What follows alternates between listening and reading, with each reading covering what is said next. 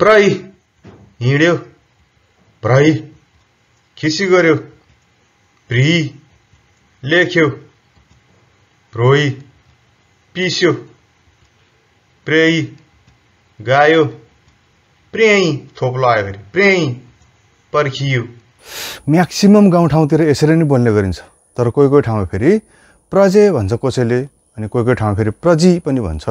त्यसै गरी प्रजे अथवा प्रजी, प्रिजे अथवा प्रिजी, प्रोजे अथवा प्रोजी, प्रेजे अथवा प्रेजी, त्यस्तै गरी प्रेजे अथवा प्रेजी यसरी पनि बोल्ने गरेको पाइन्छ। पुरै लेसनमा यसरी नै बुझ्नु होला, जुन कुरा मैले पुरानो लेसनमा पनि बताइसकेको छु।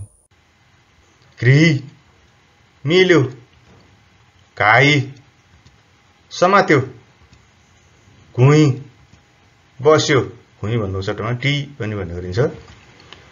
घुइँ किन्यो लियो भन्नु पर्दाखेरि कि भन्छ। कोही मिसायो मिसायो भन्नु पर्दाखेरि कोही मात्र होइन ङोइ पनि भन्ने गरिन्छ। उही बोलायो उही भन्नुको सट्टामा हुई पनि भन्छ। भी भन्यो भी भन्नुको सट्टामा बी पनि भन्ने गरेको पाइन्छ। भ्योइ फाल्यो भ्योइ अथवा वाइ फाल्यो। थेइ राख्यो झोइ हाल्यो झोइ भन्नुको सट्टामा कुनै कुनै ठाउँमा चोइ पनि भन्छ। यो मान्छेको उच्चारण अनुसारको हो, यस्तो भएको है, आफ्नो भाषा फरक भन्न मिल्दैन। ढी झिक्यो खै आयो याइ अथवा याइ गयो।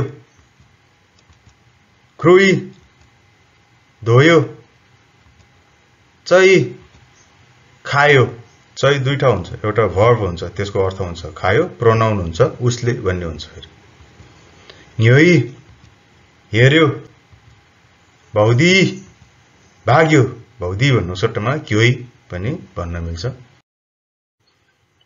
तै भयो ताई उचाल्यो फेरि अर्को ताई त्यसको अर्थ हुन्छ खन्यो।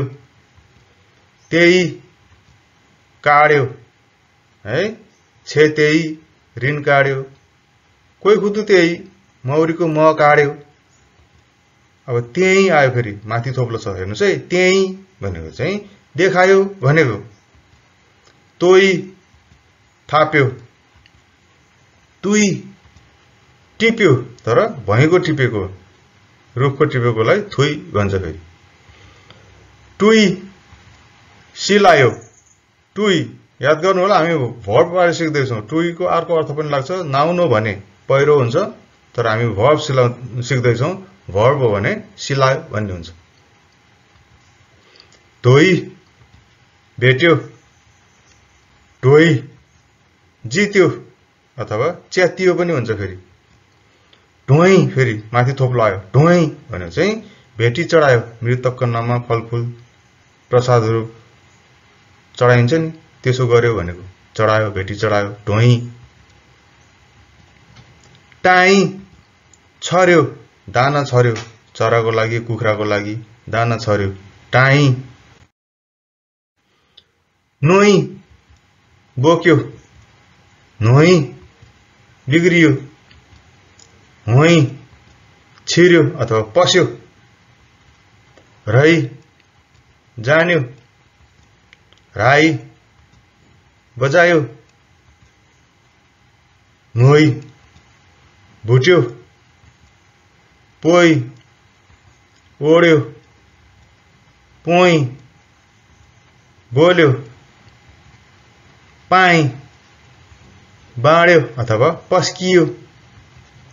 पाई भिजायो अथवा भिज्यो। त्यही खोस्यो। भोइ झगडा गर्यो।